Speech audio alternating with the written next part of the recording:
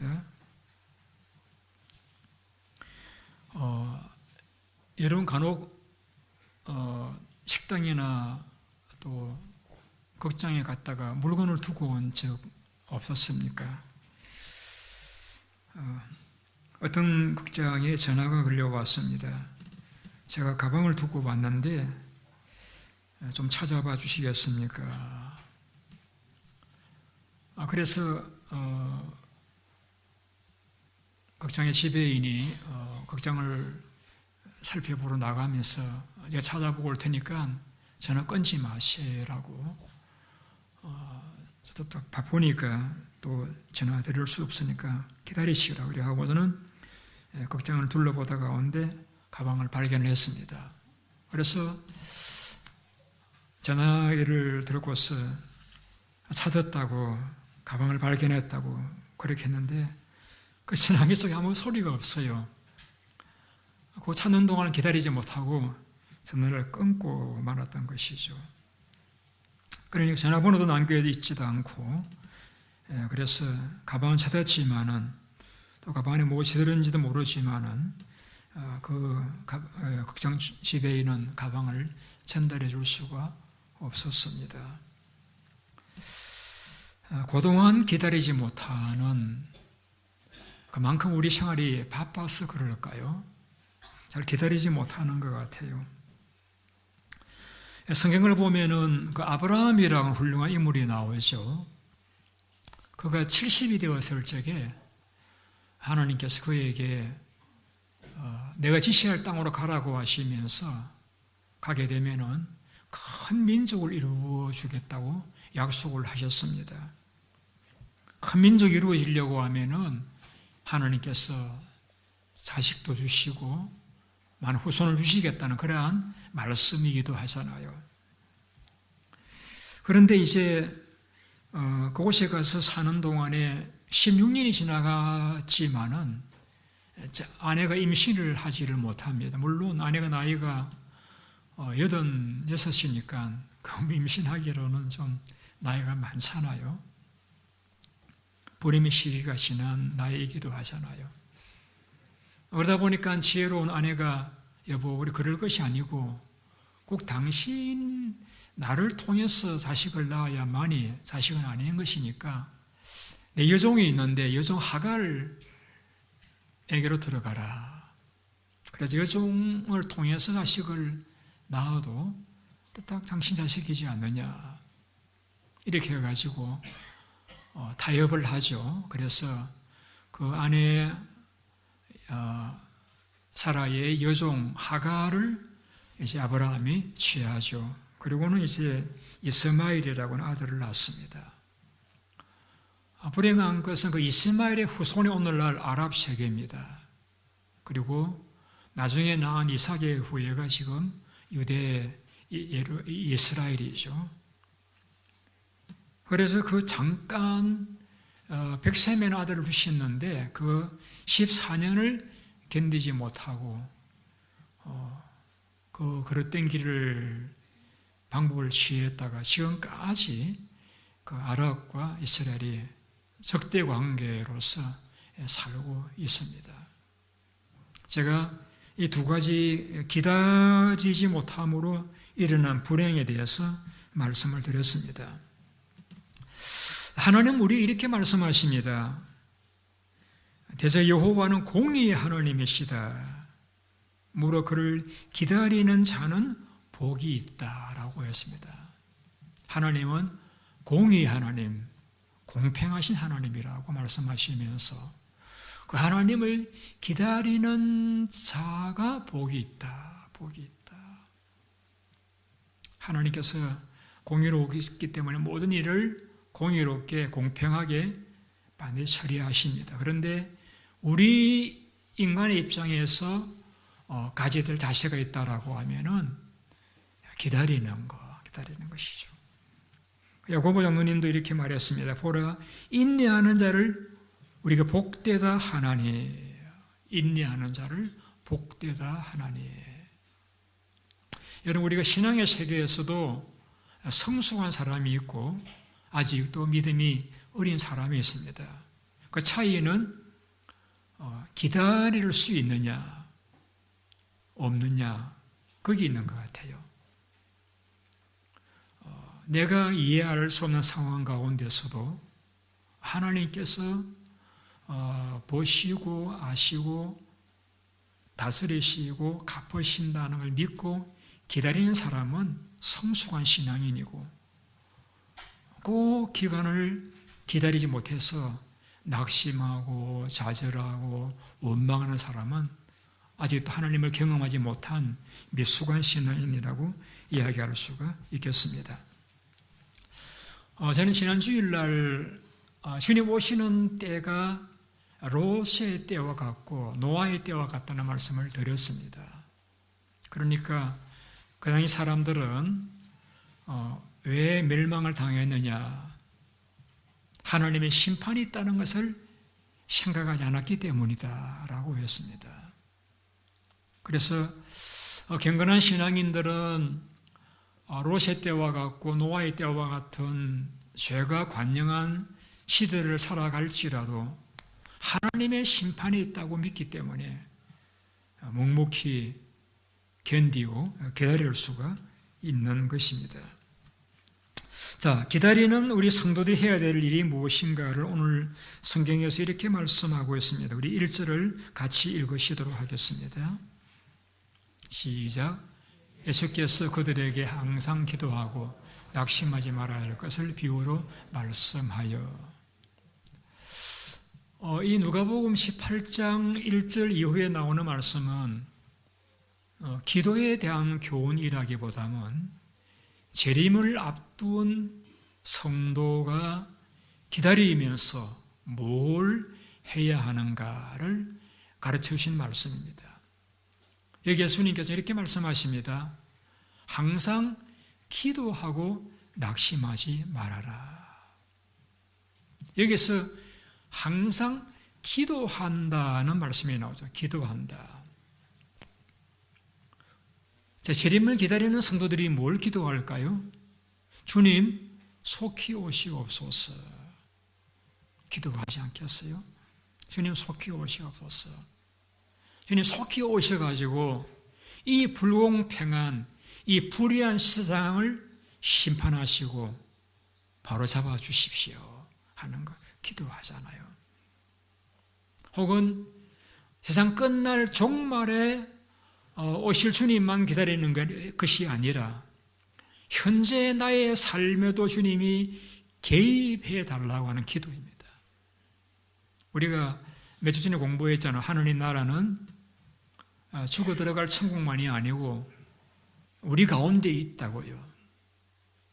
그래서 그런 하나님의 나라를 믿는 사람은 주님 앞에 기도합니다. 주님, 지금 내 삶에 개입하시어 주시옵소서. 지금 내 삶에 개입해 달라고. 그래서 이 불공평한 일들을, 억울한 일들을 바로 잡고 주님의 의의 나라가 내 상황 이루어지게 해달라고 기도하라고 우리에게 권면을 했습니다. 자, 여러분, 기도 어떤 분이 기도하죠? 우리 권사님들, 장로님들 기도를 많이 하십니다. 그런데 주님은 어떤 사람이 돼 기도할 수 있느냐를 예를 들어서 말씀하십니다. 그 예가 2절에 나옵니다. 우리 2절을 같이 한번 보시겠습니다. 이르시되 어떤 도시 하나님을 두려워하지 않고 사람을 무시하는 한 재판장이 있는데 이 재판장이 나옵니다. 이런 사람 무시하고 하나님도 두려워하지 않는 재판장에 비해서 어떤 사람이 나오느냐 3절입니다. 같이 읽어보실까요?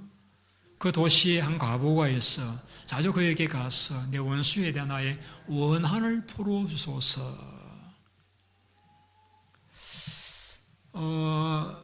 우리의 삶에 주님이 개입하셔서 모든 불의한 일들을 바로 잡는 그 하나님의 나라가 이루어지기를 누가 기도할 수 있느냐를 주님이 예를 들어서 과부는 기도할 수 있다. 과부와 같은 자가 기도할 수 있다라고 과부를 예를 들어 말씀하고 있습니다. 이런 과부 어떤 분인지 아시죠? 혼자 살아가시는 분, 남편을 세상을 떠나시고 자식도 있을 수도 있고 없을 수도 있는, 그래 혼자 살아가는 그러한 분을 우리가 과부라고 이야기합니다. 이 과부라는 말의 원어적인 뜻은 침묵하는 자 혹은 자기 목소리를 낼 수 없는 자. 아니 왜 과부는 왜 목소리를 못 내죠? 목소리 낼 수 있어요. 왜 이러냐, 왜 저러냐고 말할 수 있어요. 그런데 적어도 이 예수님 당시의 과부들은 자기 목소리를 낼 수 없었습니다. 예를 들면은 예수님이 떡 5개를 가지고 5,000명을 먹였다고 그러잖아요. 그 5,000명 가운데는 여자가 카운트 되었을까요? 안 되었을까요? 어떻게 그리 잘 아세요? 예. 그 당시 여자는 사람도 아니무니이다. 그러니까 떡 5개를 가지고 5,000명을 먹였다라고 기록을 남길 적에 그 5,000명에는 여자들은 카운트도 하지 않을 정도로 그 사회에서는 여자는 소위 인간도 아닌 취급을 받던 그런 시대입니다. 자, 그런 데다가 또 과부이잖아요. 그것도 이제 오늘날 어떤 사람들처럼 부자 과부도 아니고 가난한 과부, 한 가난한 과부. 재산이라도 넉넉하면은 남편의 이름을 의지해서 정부를 의지해서 살아갈 수도 있지만은 그나마도 없던 그런 어떤 정부 혜택 제도가 마련되어지지 않았던 예수님 당시의 과부입니다. 아주 가난한 과부. 더구나 이제 그런 혼자 살아가는 여성의 몸일지라도 그 자식이라도 잘 되어가지고 사업을 해서 든든한 어떤 사업이라도 있어서 이제 재산에 대해서 여유롭고 또 어머니를 잘 공경을 하고 또 손자 손녀들을 낳아가지고 또 어머니를 기쁘게 하는 그런 정도 같으면 또 괜찮지만은 아마 본문의 경우를 보면은 그러니까 이 과부가 직접 재판장에 가서 하소연하는 걸 볼 적에는 그 과부를 대신해서 항의할 만한 자식도 없었던 것 같아요. 자식도 없는, 의지할 자식도 없는, 돈도 없는, 남자친구도 없는 그런 과부. 그런 과부를 등장시켜가지고 이 과부가 그 재판장에 가서 내 억울한 원한을 풀어달라고 요청하는 모습을 본문에 주님께서 말씀을 하셨습니다. 여러분, 성경은 굉장히 무섭습니다. 어느 정도인가 하면은요, 이렇게 말씀해요. 출애굽기 22장에 보면은 너는 과부나 고아를 해롭게 하지 말아라. 너가 만일 과부나 고아를 해롭게 함으로 그들이 나에게 부르짖으면 내가 반드시 그 부르짖음을 들을 것이다. 나의 노가 맹렬함으로 내가 칼로 너희를 죽일 것이고 너희 아내는 과부가 되고 너희의 자녀는 고아가 되리라. 그러니까 세상에서 억울한 일이 있으면은 자식이 나와서 항의하든지 이웃이 항변하든지 하기도 하는데 그런 자식도 없고 이웃 돌봐줄 이웃도 없는 그런 과부들에 대해서 불의한 일이 있으면은 누가 나서시겠다고요? 누가요? 하나님이 나서시겠다. 하나님이 나서셔가지고 해롭게 하는 사람은 죽이고 그들의 가족은 과부가 되고 고아가 되게 만들어버리겠다. 하나님 말씀이세요. 그래서 하나님은 고아의 아버지시고 과부의 재판장이시다라고 했습니다. 여러분, 혼자 여자분이라고 여러분 조심하시기 바랍니다. 조심하시기 바랍니다. 그러니까 이러한 하나님이 나서셔가지고 그들의 억울함을 갚으시고 처리하실 만큼 무력한 힘이 없는 과부를 예수님께서 주님의 재림을 앞두고 누가 기도할 수 있느냐? 그와 같은 처지에 있는 사람은 기도한다라고 말씀하고 있는 것입니다. 그러니까 그런 억울하고 답답한 상황에서 낙심하지 않고 기도할 수 있는 그런 사람을 오늘 주님은 과부를 예를 들어서 말씀하고 있습니다. 이걸 다 바꾸어 이야기하면은 누가 오늘 이 시대에 하나님을 찾고 기도할 수 있느냐? 답은 한 가지입니다. 내 처지가 과부와 같은 그런 처지라고 생각하는 사람은 기도합니다. 제가 오래전에 어떤 집사님과 대화를 나누다가 이런 말을 들었습니다. 목사님, 누가 공부하는 줄 아세요? 글쎄요. 아무것도 할 게 없는 사람은 공부합니다. 적어도 손에 핸드폰이라도 있는 사람은 공부 안 합니다. 게임기 있는 사람은 공부 안 합니다. 그런데 게임기도 없고 핸드폰도 없고 만화도 없고 놀 친구도 없고 아무것도 없어야 그때 공부를 해야 되겠다 하고 공부 안 돼요. 많은 학생을 가르친 분의 이야기니까 맞는 이야기겠죠. 그럼 이걸 좀 바꾸어서 이렇게 질문을 드려볼 수 있겠습니다. 누가 기도할까요? 내가 의지할 돈도 없고 사람도 없고 백도 없는, 그러나 자신의 처지는 너무나 절박한 그런 자신임을 아는 사람은 하나님을 찾습니다. 그러니까 그런 처지가 아닌데도 하나님 찾는 여러분들은 참 훌륭한 분들이시고요. 일반적으로는 자신이 그런 처지라고 생각하는 사람이 되면은 그때서 내가 하나님이라도 찾아볼까 하고 하나님을 찾는다는 거예요. 그래서 예수님께서 기도하라고 말씀하시면서 이러한 과부를 예를 들어서 말씀을 하신 것입니다. 자, 이러한 과부에 대해서 비례적으로 주님은 이 재판관을 예를 들어서 말씀하고 있습니다. 2절을 다시 한번 띄워주세요. 어떤 재판관이냐면은 하나님을 두려워하지 않고 사람을 무시하는 재판장이라고 나오죠. 하나님도 두렵지 않고 사람을 무시하는 재판장. 이 재판장이라도 공의로워 가지고 그 억울한 과부가 원한을 풀어달라고 소송을 했을 적에 그걸 잘 살펴보고 공정하게 처리를 해주어야 하잖아요. 그런데 이 재판장은 그러한 공정한 처사에 대해서 관심이 없습니다. 왜 관심이 없었을까? 아마도 그 과부가 그 재판장에게 뇌물을 주지 않았기 때문일 수 있겠다. 왜 관심이 없었을까?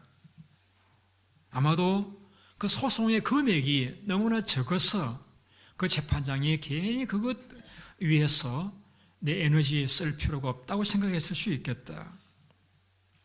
왜 재판장이 관심이 없었을까?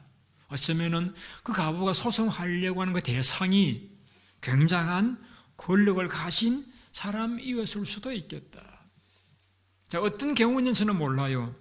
어쨌든 분명한 것은 사람을 존중하지도 않고 하나님도 두려워하지 않는 재판장이다 보니까 그 재판장이 과부의 억울한 소송에 대해서 관심을 갖지도 않고 들어주지도 않았던 것입니다.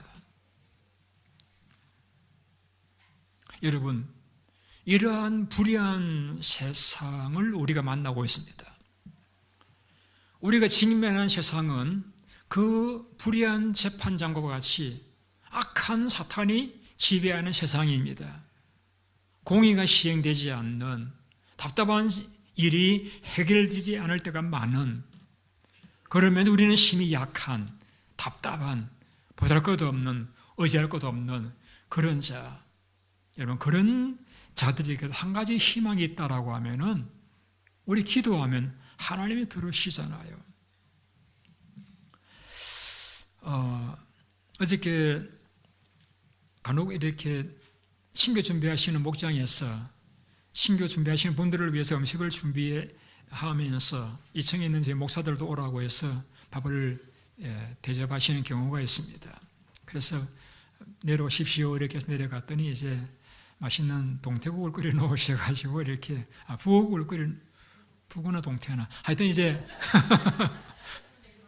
뭐 대구인지 모르겠어요. 하여튼 이제 국을 먹으면서 이런 이야기를 나눴습니다. 그 권사님의 이야기가 질문이 이겁니다. 목사님, 왜 여자들은 나이 들어 혼자 되어도 잘 사시는데 남자들은 나이 들어 혼자 되면 그렇게 힘들어 하십니까? 그런 질문입니다. 우리 임집사님 말고요. 일반적으로 그렇다는 이야기죠. 질문하시다. 그래서 제가 그렇게 대답을 했습니다. 대답이 맞는지 모르겠는데 제가 알기로는 나이가 들어가면은 남성에게서는 여성 호르몬이 나와가지고 마음이 여성화되어져 가고 반대로 여성들은 남성 호르몬이 많이 분비되어져 가지고 남성화되어져 가서 그런 겁니다. 그러니까 그래요. 끄떡거리시는데 제가 맞는 이야기를 했는지는 모르겠습니다. 일반적으로 남자보다 여자가 강합니다. 우리는 연약한 여성이라고 하지만은 엄마는 강하잖아요. 얼마나 강합니까? 근데 엄마보다 더 강한 사람이 있습니다. 누굴까요? 과부입니다. 과부. 엄마보다 더 강해요. 뭐 인생 살면서 다 겪어봐서 겁나는 것이 없는 그런 사람입니다. 자, 그런 과부를 오늘 등장시켰어. 이 과부가 뭘 하느냐? 이 재판장에게 가서 날마다 내 답답한 사정을 풀어달라고 호소합니다. 4절입니다. 같이 읽어보시겠습니다. 같이요. 그가 얼마 동안 듣지 아니하다가 후에 속으로 생각하되 내가 하나님을 두려워 사람을 무시하나. 5절. 이 과부가 나를 번거롭게 하니 내가 그 나를 풀어주리라. 그렇지 않으면 늘 와서 나를 괴롭게 하리라 하였느니라. 여러분, 과부 무서운 분입니다.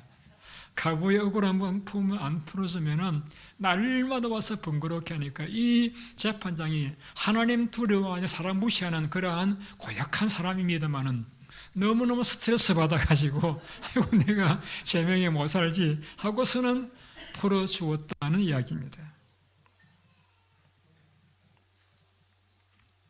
자, 그러면서 주님이 이렇게 말씀하십니다. 6절입니다.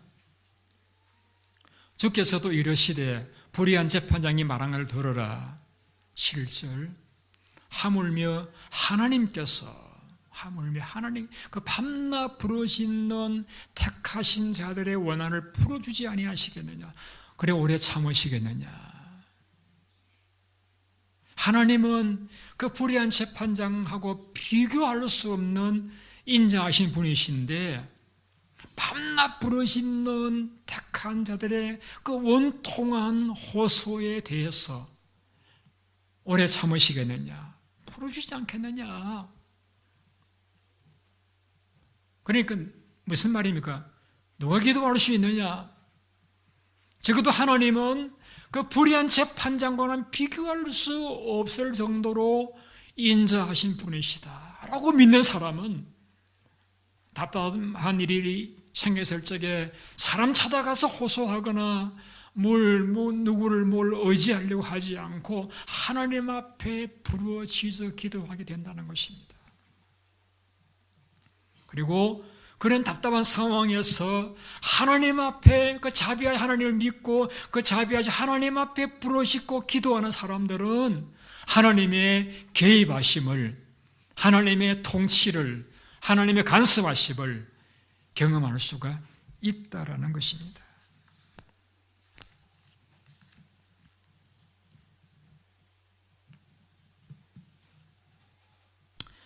마태 7장에 예수님이 이렇게 말씀하신 적이 있습니다. 너희가 악할지라도 자식이 뭘 달라고 하면은 주지 않느냐. 그런데 너희들과 비교할 수 없는 하늘 아버지께서 구하는 자에게 좋은 거 주시지 않겠느냐. 성령을 주시지 않겠느냐.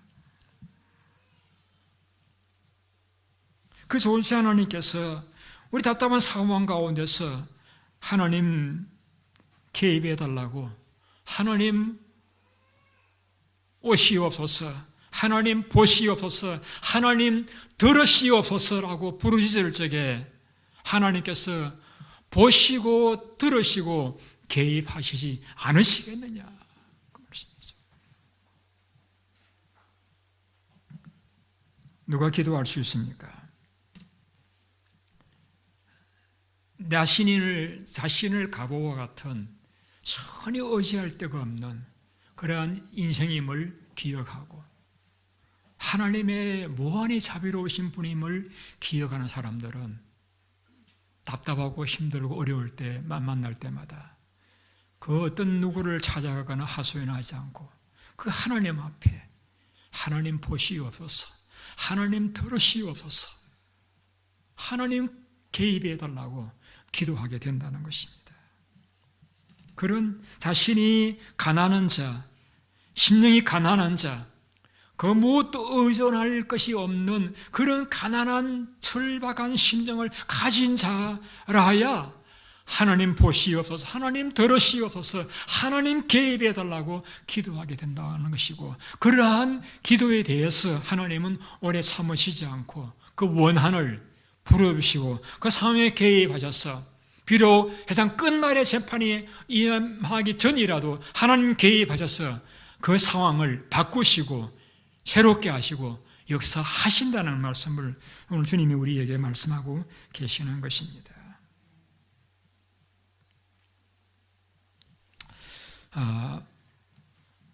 제가 이 설교를 준비하고 나면은 간혹 집 사람이 설교문을 읽어봅니다. 읽어보고 평신도 입장에서 또 조언을 줍니다. 그럼 조언을 제가 많이 참고를 하게 됩니다. 오늘은 그런 말을 하더라고요. 기도하면 다 응답받습니까? 어떠세요? 기도하면 다 응답받습니까? 아마 제 기도에 설교를 하면은 여러분 중에서는 목사님 제가 그렇게 기도해도 응답 안 되는 경우가 얼마나 많이 있었는데요 라고 여러분 그렇게 말씀하실 분들도 계실 것입니다. 여러분 그런데 우리가 오늘 성경을 보면서 이것을 잊지 말아야 됩니다. 오늘 이 본문에 예수님께서 뭘 말씀하고 계시는가 하면요, 우리의 삶에 개입하시고 심판하시고 역사하실 분은 하나님이시고 기도하는 것은 우리의 할 일입니다. 잘못된 경우는 뭐냐면은 내가 하나님이 되어가지고 내가 모든 일을 판단하고 내가 모든 일을 처리해 버리려고 하기 때문에 세상이 어려워지는 것입니다. 여러분, 우리의 삶을 보시고 아시고 들으시고 개입하실 분은 하나님이십니다. 우리는 그 재판 권한을 하나님께 우리는 양도해야 됩니다. 하나님의 소관입니다. 우리 소관이 아니에요. 우리 소관은 무엇이냐? 하나님 앞에 이 답답한 상황을 아뢰어 있는 것입니다. 호소하고 부르시는 것입니다. 그래서 우리가 자칫 경건 생활을 하면서 이것을 혼돈하시면 안 됩니다. 하나님이 하실 일과 인간이 해야 될 일을 이걸 잘 구분하셔야 됩니다. 이것을 바꾸어 가지고 내가 뭘 해보겠다고 나서다 보면은 세상이 아주 복잡해지고 무질서해지기가 쉽습니다. 여러분, 그런 말 많이 들어보셨죠? 하나님의 시계는 대단히 천천히 돌아간다. 그러나 정확하게 돌아간다. 정확하게 돌아간다. 우리는 천년이라고 말하지만은 그 천년이라는 긴 기간이 하나님 보실 적에는 하루와 같다라고 했습니다. 그런데 우리의 마음 어떤 마음이냐면은 우리의 하루를 천년과 같이 보아주기를 원하는 것입니다. 만일에 하나님께서 우리의 하루를 천년과 같이 보아주신다라고 하면은 이 땅에 살아남을 자 하나도 없습니다. 우리 잘못할 때마다 하나님이 당장 개입하셔 심판하신다라고 하면은 누가 살아남아 계실 분이 계시겠습니까? 그런데 우리가 오늘날까지 살아있는 것은 하나님께서 우리의 천년을 하루같이 보아주시면서 하나님이 신덕하게 기다려주시기 때문에 괴로워하지 않겠습니까? 그러면은 나의 잘못된 삶에 대해서 하나님이 오래 참으시면서 돌이키기를 기다려주신 하나님이라고 우리가 믿는다라고 하면은 내가 느끼는 삶의 모든 부조리와 답답한 상황에서도 하나님께서 또 누군가에 대해서 오래 참으시면서 기다려주시는 부분에 대해서 우리도 받아들여야 된다는 것입니다. 하나님 보실 적에 가장 적합한 때에, 하나님 보실 때 가장 아름다운 때에 하나님께서 일하실 것을 믿고 우리는 그 시기에 대해서, 그 방법에 대해서 하나님께 맡겨드려야 한다는 것입니다. 오늘 8절에 이렇게 말씀하고 있죠. 내가 너에게 이르노니 속히 원한을 풀어주리라. 그러나 내가 올 때에 세상에서 믿음을 보겠느냐. 어떤 믿음입니까? 하나님의 때에 하나님께서 모든 일들을 다스리신다라고 하는 믿음을 가지고 하나님께 그 시기를 맡기고 내가 할 일은 하나님을 의지하고 찾고 구하는 일이라고 겸손히 주님 앞에 엎드리는 그런 사람을 볼 수가 있겠느냐라고 말씀하고 계시는 것입니다. 우리는 기도하지만은 결과는 하나님께 맡겨야 됩니다. 만약 우리의 삶이 이 땅 위의 삶으로 끝이라고 하면은 우리 기다릴 수 없죠. 그러나 여러분, 공의로운 하나님의 재림과 심판이 있잖아요. 우리에게는 부활이 있잖아요. 하나님의 갚으심이 있잖아요. 이 약속을 우리가 믿고 확신한다라고 하면은 이 땅에 억울하고 답답한 일이 있고 설사 우리의 생명을 잃는다 할지라도 우리는 그것 때문에 절대 낙심할 필요가 없어요. 왜? 주님이 다시 살리실 것이고 주님이 다시 갚으실 것이고 주님께서 그 모든 것들에 대해 공의롭게 심판하실 날이 이르길 줄 우리가 믿기 때문입니다. 여러분, 죄라고 하는 것 얼마나 뿌리가 깊은지 모릅니다. 여러분은 어떨지 모르지만 저는 살아가면서 이걸 많이 느낍니다. 참 죄라고 하는 것은 뿌리가 깊다. 이걸 뽑아내도 또 나오고 뽑아내도 또 나오는 잡초와 같이 우리 속에서 자꾸 우리를 넘어지게 만들고 우리를 유혹하고 시험하잖아요. 바울도 고백했잖아요. 오호라 나를 화로 이 사망의 몸에서 누가 나를 건져낼 수 있으리라고 고백했잖아요. 여러분, 세상의 악은 굉장히 뿌려 깊어가지고 쉽게 제거되지를 않습니다. 세상의 악도 그러하고 내 속의 악도 그러합니다. 여러분, 북한의 김일성 그 가족, 그렇게 아버지가 전쟁에 일으켜서 많은 생명들을 죽게 만들었는데 그 아들도 오래오래 살다가 그래 죽더니 이제는 그 손자가 나와가지고 또 자꾸 미사일을 쏘아대고 많은 기독교인들을 핍박하고 괴롭히고 있지만 아직까지도 통일의 날들은 요원한 것이 보이지 않잖아요. 이런 상황 가운데서 많은 분들은 그렇게 이야기할 거예요. 하나님이 어디 계시냐? 하나님 어디 계시냐? 여러분, 자꾸 그렇게 우리가 하나님을 내 관점에서 판단하고 정죄할 것이 아니고 우리는 하나님의 자리는 하나님께 내어드려야 됩니다.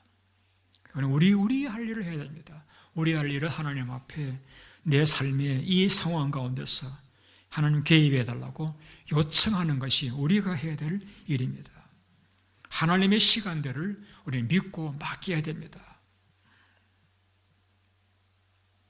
하나님은 보시고 아시고 들으시고 가장 공정하게 가장 완벽하게 하나님 아름답게 하려고 우리가 믿고 맡기는 그러한 자가 될 때라야만이 우리는 낙심하지 않고 하나님을 의지하는 자가 될 수가 있습니다. 자, 그러면 이런 질문을 또 청년들 가운데서 하게 될 것입니다. 그러면 목사님, 하나님께서 다스리신다라고 하면은 우리가 왜 기도해야 됩니까? 하나님의 때에 하나님 다 이루신다라고 하면 우리는 기도할 필요가 무엇이 있습니까? 그렇게 질문을 여러분 또 궁금증 드시는 분은 계시지 않나요? 그런데 여러분 삶의 경험해 보시지만은 하나님의 때에 하나님께서 모든 일을 아름답게 이루실 것이지만은 여러분이 그 답답한 상황에서 기도하지 않고 견딜 수 있으시던가요? 안 되잖아요. 그 억울하고 답답하고 힘든 상황에서 기도하지 않고 견딜 수 있으시던가요? 하나님께서 모든 일들을 아름답게 이루시지만은 우리에게 기도하라고 하신 것은 하나님을 위해서가 아니라 우리를 위해서입니다. 왜? 기도해야 하나님 앞에 내 삶에 개입해달라고 내 상황에 개입해달라고 하나님께 요청을 할 때라야만이 마지막 종말 심판할 때만 임하시는 하나님이 아니라 우리의 현재 상황에도 개입하셔서 우리의 마음을 시원케 해주시고 우리의 마음을 어루만져 주시고 우리 마음을 어루만져 주시고 우리 마음을 위로해 주시고 평안케 하시는 주님의 임재를 경험할 수 있기 때문에 우리에게 기도하라고 말씀을 하신 것입니다. 기도하라고 하신 것은 아무 의미가 없는 것이 아니라 소용없는 것이 아니라 우리 자신을 위해서 기도해야 그 답답한 상황을 견뎌나갈 수 있고 이겨나갈 수 있고 그런 답답한 상황 가운데서도 찬송할 수 있고 감사할 수 있기 때문에 어떤 자가 하나님을 찾는 자, 그러니까 우리에게 우리를 위해서 기도하라고 말씀을 하신 것입니다. 우리 믿음을 위해서 우리의 평강과 우리의 위로를 위해서 주님의 현재 임하시는 은혜를 누릴 수 있기 위해서는 하나님을 찾아야 되기 때문에 그런 때에 낙심하지 말고 계속해서 하나님을 찾으라고 말씀하고 계시는 것입니다. 여러분, 저도 기도 생활을 해보지만은 이해하고 들으시기 바랍니다. 사소한 일들은 잘 응답이 돼요. 그런데 정말 중요한 일, 정말 정의로운 일, 정말 큰 일들은 응답이 잘 안 돼요. 예를 들어서 땅끝까지 복음을 전하게 해달라고 하는 바울의 기도는 아직도 응답이 되지 않고 있습니다. 수많은 중세기에 많은 경건한 교부들이 이 땅에 평화가 오게 해달라고 그렇게 기도했지만은 아직도 평화는 요원하게 보입니다. 우리가 어쩌면은 강구하는 제목들이 거룩하고 의롭고 정말 위대한 기도일수록 응답은 더디고 늦은 것 같아요. 그래서 여러분 어쩌면 이렇게 생각하세요. 만만디란 말도 있듯이 우리가 강구하는 지도 제목들이 정말 우리에게 정말 필요하고 중요하기 때문에 하나님께서 정말 중요한 때 아름답게 이루어 주시려고 더디어 계시는가 보다라고 이해하시기를 바랍니다.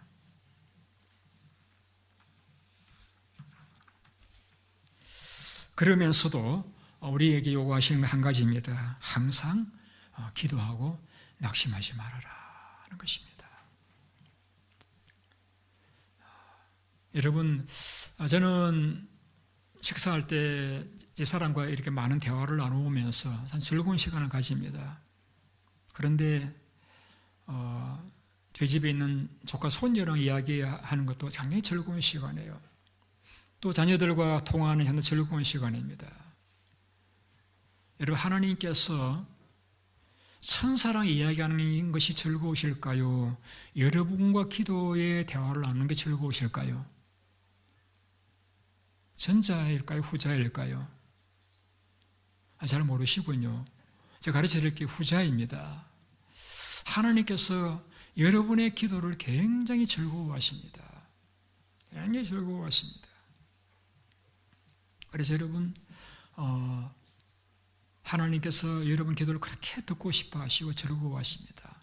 여러분, 어려운 여건 가운데서 공부하시고 군대 생활하시고 사업하시고 살아가시며 답답하고 억울한 일 많이 계시겠습니다만은 낙심하지 마시고 계속 하나님 앞에 아뢰이시기 바랍니다. 하나님께 호소하시기 바랍니다. 하나님께 부르시기 바랍니다. 하나님께서 다 들으시고 기뻐하시고 가장 아름다운 때 아름다운 방법으로 이루어 주실 줄로 믿습니다. 제가 오래전에 본 영화 가운데 바람과 함께 사라지다라는 영화를 기억합니다.